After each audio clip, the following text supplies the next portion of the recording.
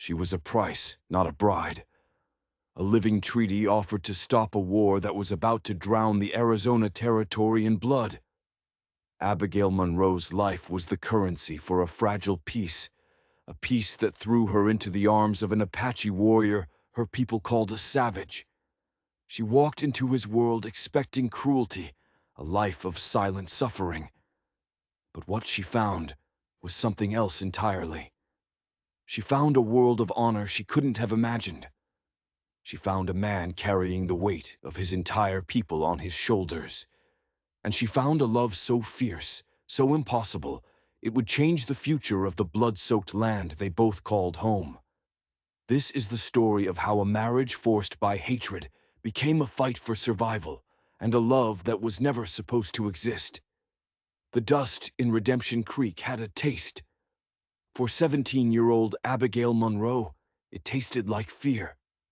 It had been a season of fear, a long, hot summer that baked the ground into a cracked, angry map of itself. Tensions with the Chiricahua Apache simmered just beneath the surface, ready to boil over. It started small. A few cattle vanished in the night. A supply wagon found splintered and empty on the trail. Then came the O'Malley homestead. They found the entire family. No survivors. The news ripped through the settlement like a fever, leaving behind a chill the scorching sun couldn't touch. Men started carrying rifles just to walk to the outhouse. Women bolted their doors in the middle of the day.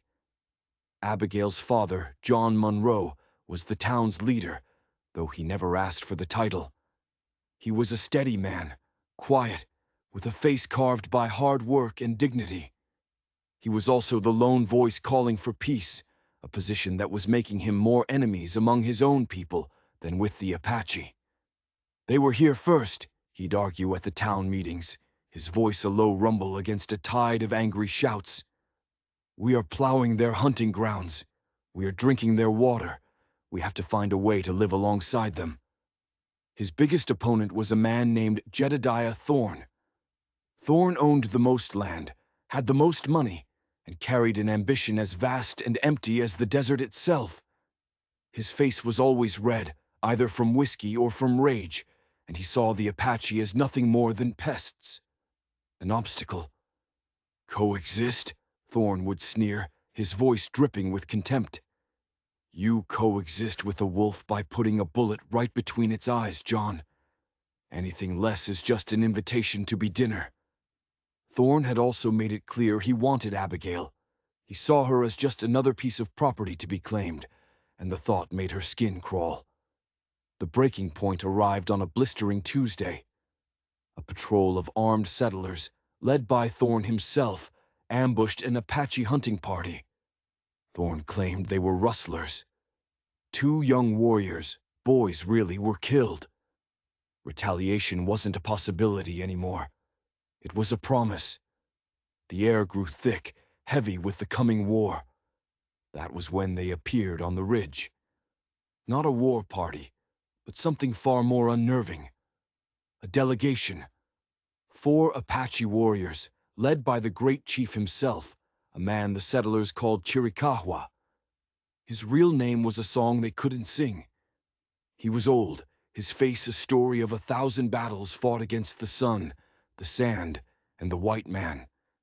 He rode into the center of Redemption Creek, and a silence so deep fell over the town you could hear a fly buzz. Against the frantic protests of Jedediah Thorne, John Monroe walked out to meet them. Abigail watched from the doorway of her home, her heart hammering against her ribs. Her younger brother, Thomas, frail since birth and always struggling with a rattling cough, clung to her dress. The meeting lasted for hours under the oppressive sun. Abigail brought them water, her hands trembling as she offered the ladle to the stoic warriors. Their dark eyes followed her every move, unreadable, unsettling. Finally, her father came back. His face was pale, his shoulders slumped with a weight she had never seen him carry. He gathered Abigail and her mother, Mary, inside their small house. The air smelled of baking bread and of fear so thick you could taste it. He wants peace, John began, his voice hoarse. Chief Chiricahua, he is a wise man. He knows a war will destroy his people and ours. Too much blood has been spilled. Mary wrung her hands. Then it's over. There will be peace. John looked at Abigail, and in his eyes she saw the terrible, terrible price. He has proposed a binding treaty, her father said. A truce sealed not by ink on paper, but by blood, an alliance of families. A cold knot twisted in Abigail's stomach. What kind of alliance? Her father couldn't meet her eyes. He stared at the worn floorboards as he spoke the words that would shatter her world into a million pieces. He has proposed a marriage, his eldest son, his fiercest warrior, to a daughter of the settlement, to the daughter of its leader. The silence that followed was a living, breathing monster. It filled the room, suffocating them. Mary gasped, her hand flying to her mouth. Abigail felt the floor tilt beneath her feet. It couldn't be. They couldn't. Me, she whispered. The word was so quiet, it was barely a sound at all. John Monroe finally looked up, his eyes swimming with anguish. Abigail. I told him no. I told him it was not our way. But he was firm. He said words and promises are like the wind. He said our people have spoken with forked tongues before.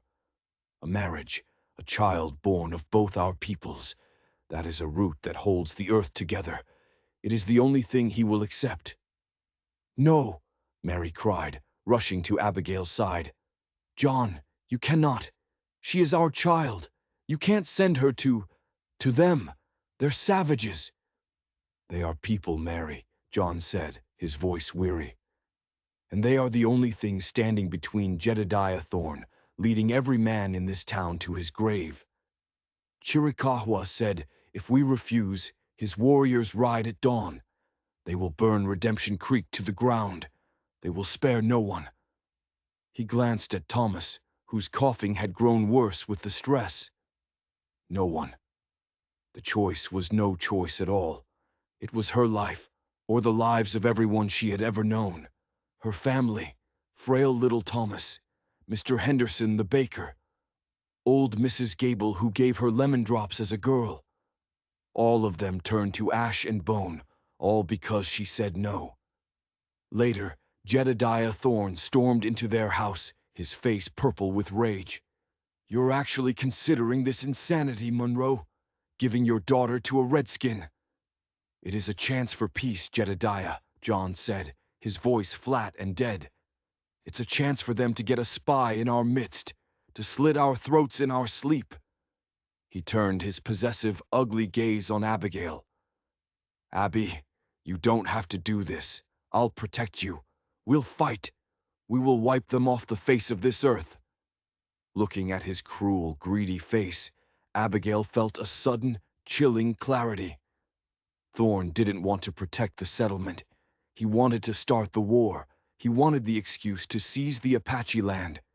He was willing to sacrifice every single person in Redemption Creek for his own greed. That night, Abigail sat by Thomas's bedside, listening to the rasp of his breathing. She looked at her own hands, calloused from churning butter and mending fences. She was a settler's daughter. Her world was small, defined by the church steeple and the general store. She had dreamed of marrying a local boy, maybe Samuel Blackwood, the blacksmith's kind son. She had dreamed of a simple life, a safe life. That life was now a ghost. The next morning she walked into the main room where her father sat with his head in his hands. She wore her best dress, a simple blue calico. I'll do it, she said. Her voice didn't shake. It was the calm that comes after a storm, when you finally accept that the world has changed forever. John looked up, his face a mask of grief. Abby, no. We'll find another way. There is no other way, she said, her gaze steady. You taught me that our duty is to our family and our community. This is my duty. She thought of Thomas's shallow breaths, of her mother's terrified eyes. I will be the price for peace. The agreement was made. In 3 days, she would be taken to the Apache camp to marry a man she had never seen, a man whose name she did not know, whose language she did not speak. She was no longer Abigail Monroe, daughter of John and Mary. She was a living treaty, a sacrifice. The 3 days were a blur of surreal preparations and silent goodbyes. Her mother wept as she packed a small wooden chest for Abigail, filling it with a few dresses, a sewing kit, a worn Bible, and a small silver locket with tiny portraits of her and Thomas. It felt like packing for a funeral. Her father worked without stopping, his silence a heavy cloak over the entire homestead. From a distance, Jedediah Thorne watched, his eyes burning with fury and thwarted possession. On the third morning, they came for her, not the old chief, but two warriors. One was older, his face a road map of scars, his expression impassive. The other was younger, maybe her own age, with a proud, defiant look in his eyes. He held the reins of a dappled mare for her. They brought a bundle of buckskin clothing, a soft, sleeveless dress, leggings, and moccasins. The older warrior grunted and gestured to the clothes. The message was clear. She was to leave her world behind, down to the very fabric on her skin. In the privacy of her small room, with her mother's trembling help, Abigail shed the blue calico dress of a settler's daughter. The buckskin was surprisingly soft, smelling of smoke and earth. When she emerged, she felt like a stranger in her own body. The goodbye was the hardest thing she had ever done. Her mother's hug was a desperate, silent plea to a God who wasn't listening. Thomas clung to her, his small body shaking with sobs and coughs. "Don't go, Abby," he pleaded. She knelt down, forcing a smile that felt like broken glass. "I'll be all right, Thomas. You be a good boy for Mama and Papa." "Be strong," her father whispered, his voice cracking as he embraced her last. He pressed a small, sharp skinning knife into her hand.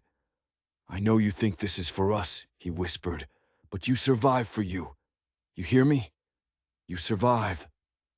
The ride to the Apache stronghold was a silent, grueling journey.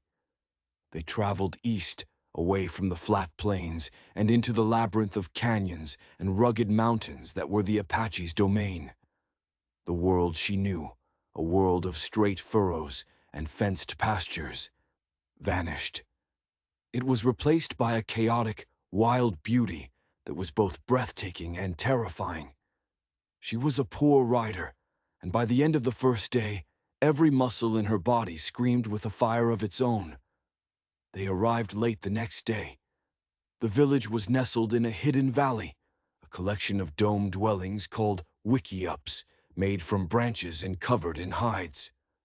Smoke curled from campfires, and the air was filled with a language that sounded like sharp consonants and soft vowels, the barking of dogs and the laughter of children. Her arrival caused an immediate stir. Faces peered from the wickiups, dark eyes filled with curiosity, suspicion, and in some, open hostility. She was the outsider, the white woman, a symbol of a hated enemy and a fragile, unwanted peace. She dismounted on shaking legs, clutching her small chest, the only piece of her old life she had left. She was led to the center of the camp where Chief Chiricahua stood waiting. Beside him stood a young man. This, she knew instantly, was her husband-to-be. He was nothing like the brutish monster from the settlers' horror stories. He was tall and lean, with the fluid grace of a predator. His black hair was long, held back by a simple leather band. His face was all sharp angles and severe planes, high cheekbones, a strong jaw. But it was his eyes that stole her breath. They were dark, intelligent, and filled with a cold, simmering anger that seemed directed squarely at her. He wore simple buckskin leggings and was bare-chested, revealing a map of scars across his torso. This was a warrior. This was the chief's son. Chiricahua spoke in his native tongue, his voice deep and resonant. Then he turned to her and spoke in the broken English he'd used at the parley. "This is my son, Nachoi. In your tongue, it means he who fights bears. You will be his wife." The warrior, Nachoi, didn't speak. He only watched her, his expression a mask of granite. Abigail felt smaller than she ever had in her life, a fragile porcelain doll in a world of stone and thorns. There was no ceremony, no preacher, no vows. That evening she was simply taken to a wickiup, slightly apart from the others. It was larger than most, but inside it was sparse. Sleeping furs, a few baskets, some weapons leaning against the curved frame. This was her new home. An older woman with a kind, wrinkled face brought her a bowl of stew. It was thick with meat she didn't recognize, corn and squash. She ate, forcing the unfamiliar food down a throat tight with fear. Later, as the sky turned a deep, bruised purple and the campfires glowed like scattered stars, he entered. Nachoi. He moved with a silence that was unnerving, filling the small space with a powerful, intimidating presence. He did not look at her. He went to one side of the dwelling, laid out his own sleeping furs, and sat down with his back to her. The message was as clear as if he had shouted it. She was his wife in name only, a political necessity, but she was not welcome in his space. She was not welcome in his life. He would not touch her. Days bled into a week. Abigail's life became a routine of crushing loneliness and silent observation. The Apache women ignored her. They would speak amongst themselves, sometimes casting glances her way, their expressions ranging from pity to contempt. One warrior, a man with a cruel sneer named Taza, seemed to take special pleasure in her discomfort. He would often say things in her presence that made the others laugh, the words sharp and mocking. She tried to make herself useful, but her skills were for a different world. She knew how to churn butter, not how to tan a hide. She could stitch a quilt, but not weave a watertight basket. Her attempts were clumsy, earning her scornful looks. Her husband remained a distant, silent figure. He would leave before she woke and return long after dark. They shared a home, but not a single word. He never spoke to her at all. She was an invisible presence in his dwelling.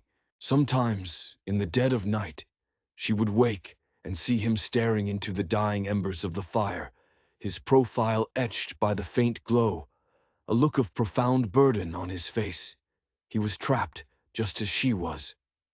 One afternoon, desperate to escape the suffocating camp, she walked to the small stream that ran through the valley.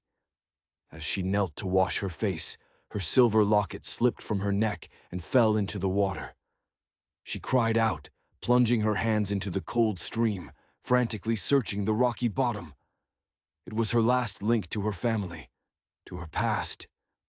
Suddenly, a dark hand reached past her and plucked the locket from the water. It was him, Nachoi. He had been watching her. He held the locket in his palm, water dripping from his fingers. He didn't open it. He simply looked at it, then at her tear-streaked face. For the first time, his expression wasn't anger. It was something else, something she couldn't read. He pressed the locket back into her hand, his fingers briefly brushing hers. His touch was warm and firm. Then, without a word, he turned and walked away. That night, when he returned to the wickiup, he did not immediately turn his back. He stood in the opening, watching her for a long moment. "Your name," he said. The English words were rough from disuse. The sound of his voice in the silence was startling. "Abigail," she whispered. He gave a slight, almost imperceptible nod. He didn't offer his own name in return. He went to his side of the dwelling and lay down. But something had shifted. A single word had passed between them. It wasn't kindness, but it was a beginning. It was the first crack in the wall of silence that separated their two worlds. The word hung in the air of the wickiup for days. Abigail. He had named her, and she found herself thinking of him not as the terrifying warrior, but as Nachawai, a name she could not yet speak. Change didn't come like a thunderstorm. It came like the slow, patient growth of a desert flower. Abigail realized that if she was going to survive, she couldn't wait for acceptance to be offered. She had to earn it. She began to watch the women, not as an outsider, but as a student. She watched how they used sharp stones to scrape hides, how they ground mesquite beans into flour, how they wove yucca fibers into strong rope. Her first real teacher was the old woman who had brought her stew on her first night. Her name was Ishka, which meant she who remembers. Ishka had lost her own son in a skirmish with soldiers years ago. Maybe she saw in Abigail not a white woman, but another grieving soul. She began to communicate with Abigail through gestures and patience. She showed her how to find the edible roots that grew by the stream, how to properly grind corn, and how to use a bone awl and sinew to stitch moccasins. Abigail's hands, once soft from kneading dough, became calloused and stained. Her first attempts at moccasin stitching were laughably bad, earning snickers from the younger women.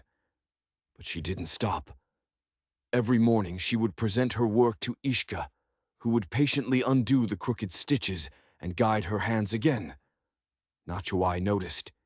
He would return to the wickiup and see her small, improving works, a slightly lopsided but functional pouch, a poorly tanned but usable piece of rabbit hide.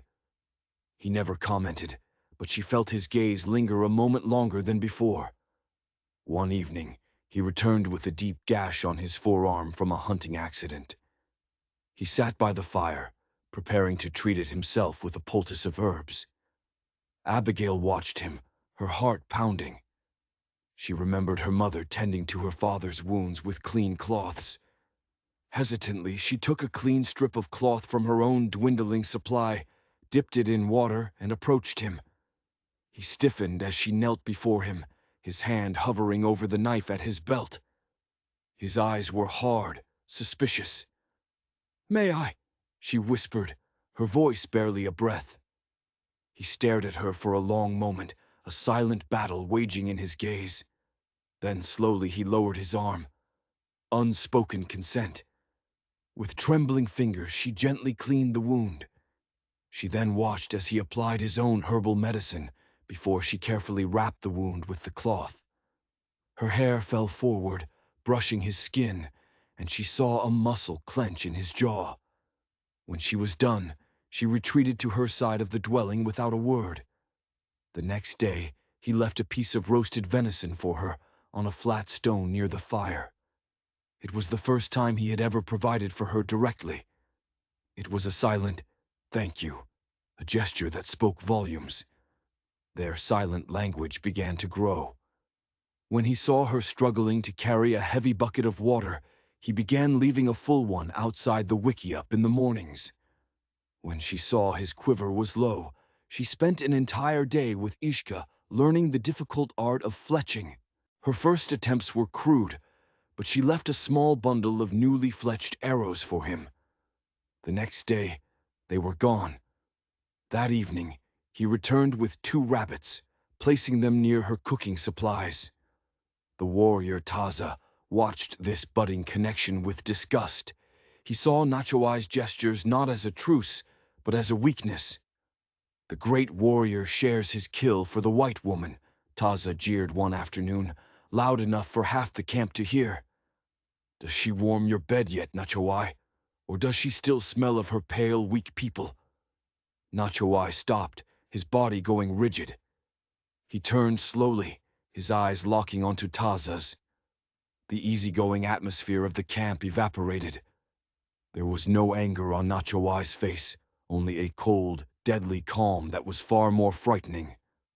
"She is my wife," Nachawai said, his voice low and dangerous. "She is under my protection. The peace treaty rests on her safety. Do you wish to be the man who breaks it?" Taza, though larger than Nachawai, faltered under the intensity of that gaze. He spat on the ground and turned away, muttering insults. The confrontation was over, but it had drawn a line in the sand. Nachowai had publicly claimed her. He had defended her. For the first time since she'd arrived, Abigail felt a flicker not of safety, but of belonging. That night, the air in the wiki-up was different. The space between their sleeping furs seemed smaller.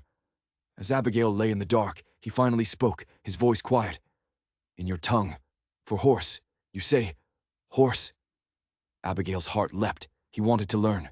"Yes," she whispered back. "Horse. Dog. Yes, dog." "Sky, sun, moon," he said, pointing through the smoke hole of the wiki-up. She gave him the English words, and he repeated them, his pronunciation rough but clear. Then it was her turn. She pointed to the fire. "Ko," he said. "Fire." She pointed to the water skin. "Two. Water." They continued like this for nearly an hour, two strangers from warring worlds, huddled in the dark, exchanging the simplest building blocks of language. It was more intimate than any touch. When the lesson was over, a comfortable silence settled between them. "Why did you agree to this?" she asked softly, the question she had longed to ask since she arrived. "To this marriage." He was quiet for a long time. She thought he wouldn't answer. "My mother," he finally said, his voice tight with an old pain. "She was killed at a place your people call Tres Hermanas. She was gathering herbs. Soldiers shot her for sport." Abigail gasped. "My father's heart is broken," Nachowai continued, his gaze distant. "But he is a great chief. He sees that the path of revenge leads only to more graves. He sees his people starving. He sees the white man's numbers, like ants upon the sand. He chose peace, so that other sons would not lose their mothers. I honor my father. I do this for my people." She finally understood the anger in his eyes. It wasn't just for her, a symbol of his enemy. It was for the memory of his mother, a profound grief he was forced to swallow for the sake of the very people who had caused her death. "I'm sorry," she whispered, the words utterly inadequate. He gave a sharp, bitter nod. "The world has no room for sorry. It only has room for what is done." He turned away from her, ending the conversation. But the truth of his sacrifice now lay between them, a shared and sorrowful burden. She had been given to save her people. He had accepted her to save his. They were two sides of the same coin. And for the first time, lying in the darkness of an Apache dwelling, Abigail did not feel alone. The fragile peace held through the harvest moon. The settlers of Redemption Creek kept to their side of the river, and the Apache kept to theirs. Trade resumed, cautiously. John Monroe sent a package of goods to the village, sacks of flour, bolts of cloth, and a small jar of his wife's peach preserves, a clear message for Abigail. Nachowai accepted the goods and left the jar inside their wiki-up. When Abigail opened it, the sweet, familiar scent of home brought tears to her eyes. Their life found a quiet rhythm. The language lessons continued, their shared vocabulary growing each night. He taught her the names of the constellations his people used to navigate. She taught him to read a few simple words from her Bible. He started calling her by her name, Abigail. She began to call him Cale, a shortened version of his name that he seemed to accept. It became their private name, a bridge between them. But peace was bad for business for a man like Jedediah Thorne. The truce had ruined his plans to seize the fertile Apache lands. He saw the tentative trade and the absence of bloodshed not as a success, but as a personal failure. His whispers in the settlement grew louder, more poisonous. "Don't be fooled," he'd say in the saloon. "They're just biding their time. Monroe's daughter is their hostage, or worse, she's turned, feeding them our secrets." Thorne knew he needed a spark to reignite the fire of hatred, and he knew just how to create it. One cool evening, a small party of Apache hunters, including the fiery Taza's own brother, failed to return. Anxious families gathered, their murmurs growing with each passing hour. Kale, along with his father and a dozen other warriors, rode out at dawn. They found them 2 days later in a narrow ravine. The scene was one of brutal carnage. The 3 hunters had been executed, and they had been scalped. It was a gruesome practice the Chiricahua themselves did not engage in, but they knew it was a trademark attributed to them by white men. Scattered near the bodies were spent cartridges from settler rifles and, most damningly, a single ornate button from a cavalry jacket. When the search party returned with the bodies, a wail of grief and rage ripped through the camp. The camp, once filled with a cautious calm, was now a cauldron of fury. Taza, who had been on a different mission, returned to the news of his brother's death. His grief morphed instantly into a roaring, vengeful fire. He stormed into the center of the camp, holding up one of the rifle cartridges. "The white men have broken the peace. They murder our hunters and scalp them like animals to mock us. And their spy lives among us," he screamed, pointing a trembling, accusatory finger directly at Abigail. Every eye in the camp turned to her. The suspicion she had first faced was now a tidal wave of pure hatred. "She told them where our hunters would be," Taza raged. "She is a snake we have welcomed into our home. The treaty is a lie." Kale moved to stand between Taza and Abigail, his body a solid shield. "You do not know that, Taza. You have no proof." "My brother is the proof," Taza bellowed, his face contorted. "This is what we get for trusting the word of a white man. And you, Nachoai, you are bewitched by this pale-faced woman. You have forgotten you are Apache." The accusation struck a nerve. Murmurs of agreement rippled through the warriors. Kale's defense of Abigail had been seen by many as a betrayal, and Taza was now giving voice to their resentment. Chief Chiricahua emerged, his face grim. "We will hold a council. We will not be ruled by fresh grief." But the seeds of war had been sown. The war drums began that night, a slow, ominous heartbeat that promised retribution. Abigail huddled in the wickiup, the sound a death knell for the peace she had been traded for. Kale entered late, his face like a thundercloud. The brief warmth that had grown between them was gone, replaced by the old cold distance. He saw the terror in her eyes. "Did you know of this?" he asked, his voice low and dangerous. The question was a physical blow. After everything, after the shared words in the dark, the quiet gestures, the slow-growing trust, he could still believe she was capable of such a betrayal. "No," she whispered, her voice breaking. "Kale, you know me. You have to know I would never—" "I know you are one of them." He cut her off, the words sharp and cruel. "Your blood is their blood." "My father is a man of peace," she pleaded, tears streaming down her face.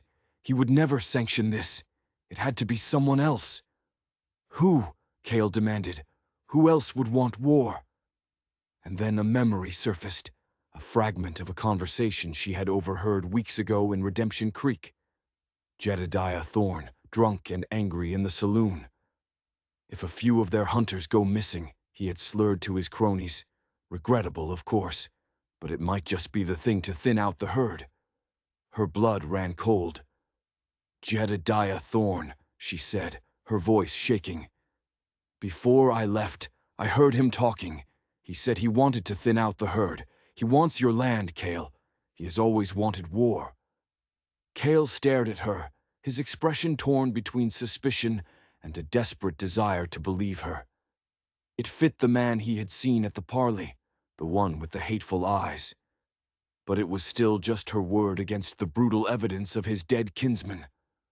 "The button," he said, thinking aloud, "from a soldier's jacket." "He could have gotten it anywhere," Abigail insisted. "Thorne is clever. He would want to deflect the blame.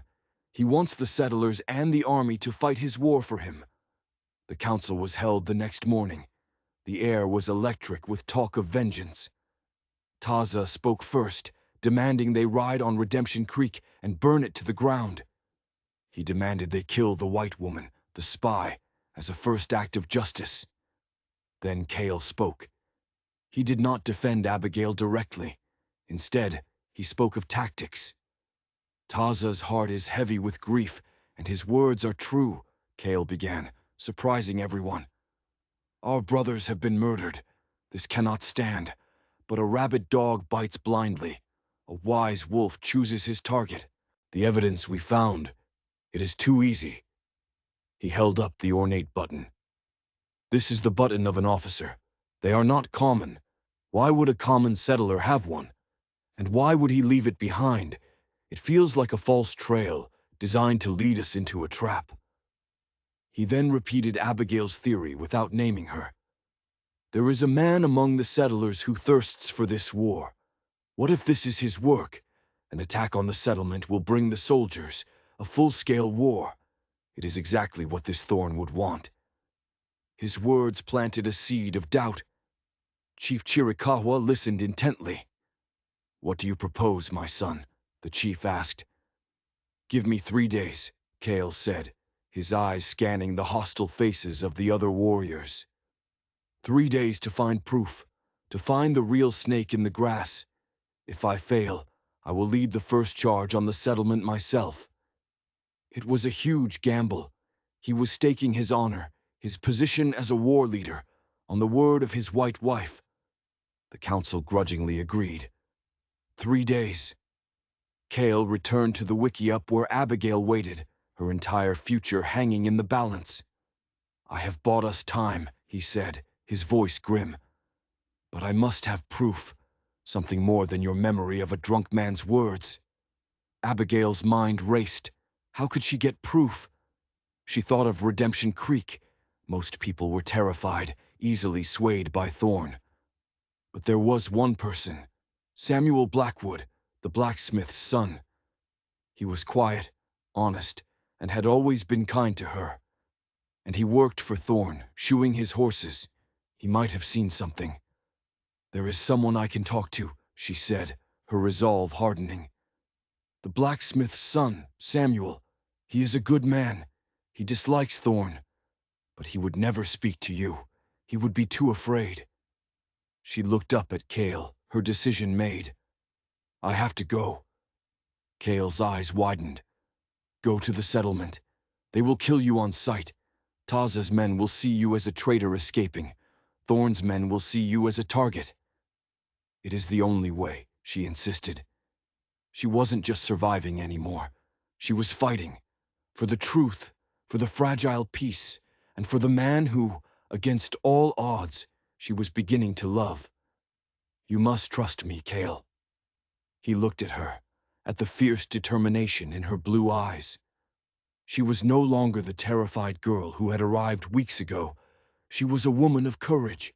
He was a warrior, a leader, and he had to make a leader's choice, to trust his gut, to trust this woman who had breached all his defenses. You will not go alone, he said. Cale led her through secret night trails, the darkness a welcome cloak. They moved like ghosts through the canyons he knew so well, arriving on the bluffs above Redemption Creek as the moon hung high and pale. The town was asleep, a fragile collection of buildings huddled in the vast, dark landscape. I must go alone from here, Abigail whispered. Samuel will be too frightened if he sees you. Cale's jaw was tight. Every instinct screamed at him to protect her, to go with her. But he saw the truth in her words. He was an enemy here. His presence would only bring violence. He nodded once, a sharp, reluctant gesture. Be swift. If you are not back by the first light, I am coming for you. She crept down the dusty bluff, her moccasins silent on the path. The town she grew up in now felt like a foreign country, filled with unseen dangers. Every shadow seemed to hold a threat. The smithy was dark, the great forge cold. She slipped through the side door, her heart pounding a frantic rhythm against her ribs. "Samuel," she whispered into the darkness. A rustle from the corner, then the scratch of a match. A small lantern flared to life, illuminating Samuel Blackwood's terrified face. "Abigail, my God, what are you doing here? If anyone sees you—" "I need your help, Samuel," she pleaded, her voice low and urgent. "Jedediah Thorne. He's behind the attack on the Apache hunters." Samuel's eyes went wide with fear. I don't know anything about that." "Yes, you do," she pressed, her gaze intense. "You work for him. You see his men. You hear things. Samuel, he's trying to start a war that will kill us all." Samuel shook his head, looking away. "I can't. Thorne, you don't know what he's capable of." "I know exactly what he's capable of," she shot back. "And if we don't stop him, my family, your family, they will all pay the price." She told him about the button, the one from a cavalry officer's jacket. A flicker of recognition crossed his face. He hesitated, a war playing out in his eyes. Fear versus conscience. Finally, conscience won. "His man Caleb was in here a few nights ago," Samuel whispered, his voice trembling. "He was drunk, bragging about settling some accounts for Thorne. He showed me something." Samuel walked over to a saddlebag hanging on a hook. He fumbled with the clasp, his hands shaking. He pulled out a small leather pouch and emptied its contents onto the heavy anvil. A single ornate brass button clattered onto the iron surface. It was a perfect match to the one Cale had found at the murder scene. "Caleb said Thorne got a whole box of them off a dead cavalry officer years ago," Samuel explained. "Called it his box of tricks. Said it was perfect for pointing fingers in the wrong direction. It was the proof, the undeniable, solid proof they needed." Relief washed over Abigail, so potent it almost made her knees buckle. But just as Samuel finished speaking, the smithy door crashed open. Jedediah Thorne and his man Caleb stood silhouetted in the doorway, their faces masks of fury. They had been watching. "Well, well," Thorne sneered, stepping into the light, a pistol in his hand. "Looks like the little bird came home to roost, and she's been singing to the wrong people." The confrontation was instant and brutal. Before Thorne could even raise his pistol, a phantom moved in the doorway behind him. It was Cale. He had followed her after all, unable to let her face the danger alone. He moved with lethal grace, a blur of motion, disarming Caleb with a swift, disabling blow. But Thorne was ready. He spun, firing his pistol. The shot went wide, splintering the wooden beam next to Cale's head. The fight was a chaotic explosion of violence in the cramped space. Cale was a warrior, but Thorne was a brawler, fueled by rage and whiskey. As they grappled, Caleb recovered and drew a long knife, charging Cale from behind. "Cale!" Abigail screamed. Without thinking, she grabbed a glowing iron poker from the embers of the forge. She swung with all her might, the hot metal searing through Caleb's sleeve and into the flesh of his arm. He howled in agony, his attack faltering. But the distraction was costly. Thorne seized the opportunity, smashing the heavy barrel of his pistol against the side of Cale's head. Cale staggered, dropping to one knee, dazed. Thorne grinned, a cruel, triumphant look on his face, and aimed the pistol for the killing shot. But Abigail wasn't done. She shoved a heavy crate of horseshoes with all her strength, sending it crashing into Thorne's path. He stumbled, his shot firing into the dirt floor.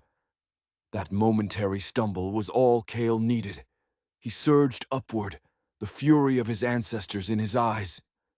He overwhelmed Thorne with a warrior's final, brutal efficiency. Silence fell, broken only by Caleb's whimpering and the ragged sound of breathing. Thorne and his man lay defeated on the dirt floor. Cale stood over them, blood trickling from the gash on his head. He looked at Abigail, who stood trembling, the hot poker still clutched in her hand, her face smudged with soot and defiance. "You have the heart of a warrior, Abigail Monroe," he said, his voice filled with a raw awe that transcended words. In the flickering firelight of the smithy, surrounded by the wreckage of their fight, they were no longer a treaty. They were a team. They returned to the Apache village at dawn. It was a strange procession. Cale, his head bandaged with a strip of cloth from Abigail's dress, rode tall. Beside him was Abigail. Behind them, Samuel Blackwood led the horses that carried the bound and defeated forms of Thorn and Caleb.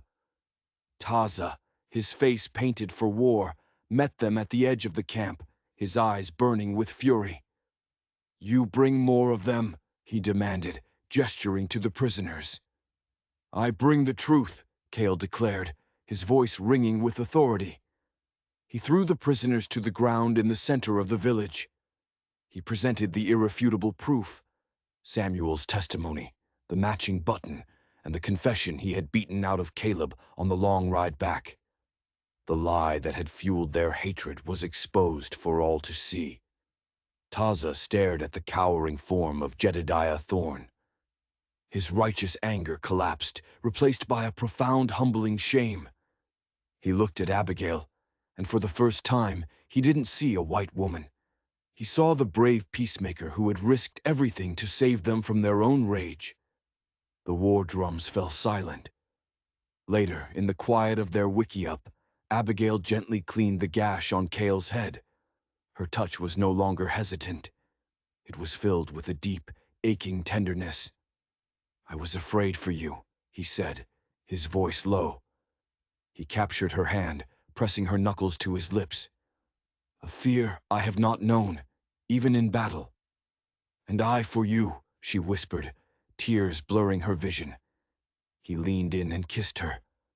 It was not a kiss of demand, but of discovery. It was a desperate, gentle affirmation of a bond forged in violence and sealed in trust. It was the silent language they had been speaking for weeks, finally given a voice. When they parted, the last wall between them had crumbled to dust.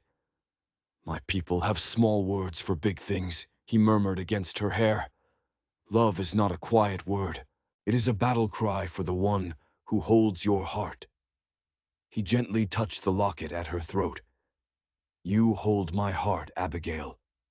She knew then, with absolute certainty, she was no longer a captive. She was home. The sun rose on a day that would forever alter the destiny of the territory. The delegation that rode from the Apache village was a living paradox, a sight that would have been dismissed as a madman's dream just a week prior. At its head rode Cale, the chief's son, his head bandaged in clean settler's cloth. Beside him, riding not as a captive, but as an equal, was Abigail. She wore the buckskin dress of an Apache wife, but her gaze was filled with the resolute fire of a Monroe. Behind them followed Samuel Blackwood, his shoulders set with a newfound bravery, and Taza, the once vengeful warrior, now a humbled and silent guardian of the truth. They led the horses carrying their prisoners. They were met at the river, the border of their two worlds, by John Monroe and a dozen settlers, their rifles held at the ready. A collective gasp went through the men as they saw the approaching party. They saw Abigail, alive, and their relief was immediately tangled with confusion and suspicion. She looked like one of them now. "Abigail!" John Monroe called out, his voice thick with a father's anguish. "What in God's name have they done to you?" "Nothing, Papa," she replied, her voice clear and strong. She slid from her horse and ran to embrace him, a powerful collision of her two lives. "They've done nothing," she repeated, pulling back to look him in the eye. "We've brought you the truth." The story unfolded there under the harsh light of the Arizona sun. Cale stood back, a silent, watchful presence, allowing the settlers to hear the truth from one of their own. With a voice that grew steady with conviction, Samuel Blackwood recounted every detail. Caleb's drunken boasts, Thorne's cruel plan, the box of tricks meant to pit settler, soldier, and Apache against each other in a war that would have drowned the valley in blood. As he spoke, Jedediah Thorne began to scream. "Lies! All of it! Don't listen to him! Look at her!" he spat, pointing a shackled hand at Abigail. "She's turned! She's a Redskin's woman now, whispering their poison in your ears." His venomous words, once so effective, now sounded like the desperate rantings of a cornered animal. The settlers looked from Thorne's contorted face to Samuel's earnest one, to the matching buttons that Cale laid on a flat rock for all to see. The anger in the crowd began to shift, turning from the Apache and toward the man who had so thoroughly betrayed them. At that moment of tense revelation, a new figure rode up, a tall, dust-covered man with a silver star pinned to his vest. U.S. Marshal Elias Vance. He had been tracking Thorne for weeks, hearing whispers of his troublemaking. Drawn by the armed gathering, he arrived to find the final act of the play already in motion. Vance was a man who missed nothing. He dismounted and listened with patient authority as the story was retold. He examined the evidence, questioned Samuel, and then turned his cold, assessing gaze upon Thorne. "Jedediah Thorne," the marshal said, his voice cutting through the tension. "I've heard your name from here to Prescott. It's always attached to trouble, smoke, and the smell of greed. This time, you left a trail. You and your man are under arrest for murder and for inciting a conflict in violation of federal treaty." The sight of Marshal Vance clapping irons on Thorne and Caleb was a moment of profound catharsis. As they were led away, a new kind of silence fell over the riverbank, not of fear, but of contemplation. The war was truly over. In the quiet that followed, John Monroe walked over to Cale. The two men, leaders of their people, stood for a long moment, the history of bloodshed, a silent chasm between them. Then, slowly, John extended his hand. Cale looked at it, then at Abigail, and clasped it. The handshake was firm, a bridge built across that chasm. It was an acknowledgement of shared loss and a promise of a shared future. That future began not with a grand treaty, but with small acts of trust. Abigail and Cale became the heart of the new peace. She was a constant presence at councils, translating not just their words, but their worlds. Cale, in turn, earned a deep respect among the settlers when he led a group of their young men away from a canyon moments before a flash flood, reading the subtle language of the land they were blind to. Their life together settled into a rhythm of two cultures intertwined.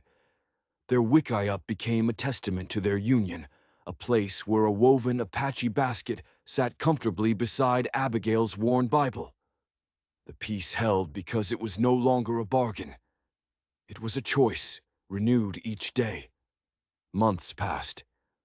The heat of summer gave way to the crisp chill of winter. One evening, as a fire crackled warmly inside their home, Abigail sat mending one of Cale's shirts. She paused, a slow, secret smile on her lips. Cale watched her, his love for her a quiet, constant fire in his own heart. She put down her sewing, took his strong, calloused hand, and gently placed it flat against her stomach. His brow furrowed in question. "Cale," she whispered, her blue eyes shining. "My love." The chief spoke of a peace sealed by blood, a root to hold the earth together. She pressed his hand a little firmer. "Our root, it has begun to grow." The meaning dawned on him, and the transformation was breathtaking. The stoic warrior, the great Nachowai, dissolved, replaced by a man struck by a miracle. His eyes, which had seen so much death, widened with a look of pure, unadulterated wonder.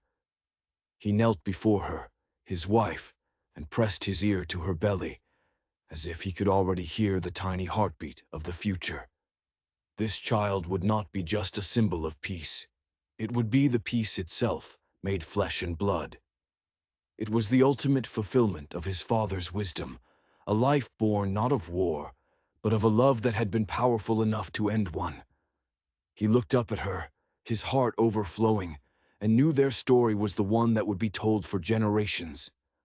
A story of how a new dawn rose from the darkest of nights, and from the dusty ashes of a forced bargain, a love for the ages was forged. Abigail Monroe and the warrior Cale proved that the deepest divisions can be bridged, not by treaties written on paper, but by the courage written on the human heart. Theirs is a testament to the idea that love is not found in the absence of conflict, but is often forged in its very flames. It's a story of looking past prejudice to see the person within, and of finding your true home in the most unexpected of places. If this story of sacrifice, honor, and a love that defied all odds moved you, please help us share it with the world. Hit that like button to show your support. Share this video with someone who appreciates a powerful tale of the Old West. And most importantly, subscribe to our channel for more stories that bring history to life.